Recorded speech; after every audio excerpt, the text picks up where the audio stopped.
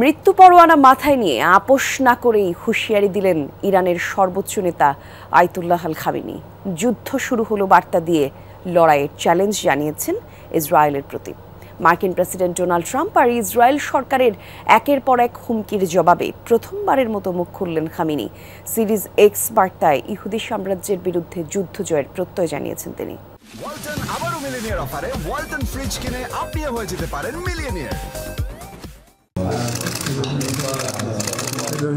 ইসরায়েলের operation rising লায়নে একের পর এক সহযোদ্ধাকে হারাচ্ছেন আয়াতুল্লাহ আলী খামেনি। যুক্তরাষ্ট্র ইসরায়েলের তরফ থেকে অনবরত পাচ্ছেন হত্যার হুমকি, তবুও অকুতভয় ইরানের সর্বোচ্চ নেতা। দুদিন আগে ইসরায়েলের প্রধানমন্ত্রী বেনিয়ামিন নেতানিয়াহু সাফ উচ্চারণ করেন, খামেনির মৃত্যু হলেই শেষ হবে সংঘাত। একদিন পর প্রতিরক্ষামন্ত্রী ইসরায়েল কাজ হুঁশিয়ারি দেন, ইরাকের নেতা সাদ্দাম হোসেনের মতো একই পরিণতি বরণ করতে হতে পারে ৮৬ বছর বয়সী খামেনিকে। হুমকি এসেছে যুক্তরাষ্ট্রের তরফ থেকেও। ডোনাল্ড ট্রাম্প জানান, খামেনির অবস্থান সম্পর্কে অবগত আছেন তারা। এখনই তাকে হত্যা করবেন না বললেও ধৈর্যের বাঁধ ভেঙে যাচ্ছে বলে মন্তব্য করেন মার্কিন প্রেসিডেন্ট।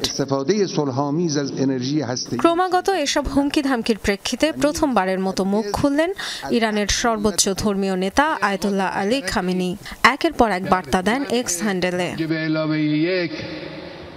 ইহুদিদের সাথে কখনোই আপোষ করবেন না জানিয়ে পোস্ট দেন তিনি।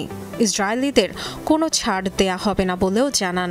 আরেক পোস্টে মহানবী হযরত মুহাম্মদ সাল্লাল্লাহু আলাইহি সাল্লামের চাচাতো ভাই এবং ইসলামের চতুর্থ খলিফা হযরত আলী রাদিয়াল্লাহুকে স্মরণ করেন খামেনি। বলেন, সম্মানিত হায়দারের নামে যুদ্ধ শুরু হলো। নিজের তলোয়ার জুলফিকার নিয়ে খাইবারে ফিরছেন আলী। আরবে ইহুদিদের শক্ত অবস্থান ছিল খাইবারে। ইসলামের ইতিহাসের অত্যন্ত গুরুত্বপূর্ণ এক যুদ্ধের পর অঞ্চলটি জয় করেছিলেন ইমাম হযরত আলী রাদিয়াল্লাহু, হায়দার নামেও যিনি পরিচিত। আরেক পোস্টে কুরআনের আয়াত তুলে ধরেন ইরানের সর্বোচ্চ নেতা। প্রত্যয় জানান, আল্লাহর ইচ্ছায় ইহুদি সাম্রাজ্যের বিরুদ্ধে জয়ী হবে ইসলামিক রিপাবলিক।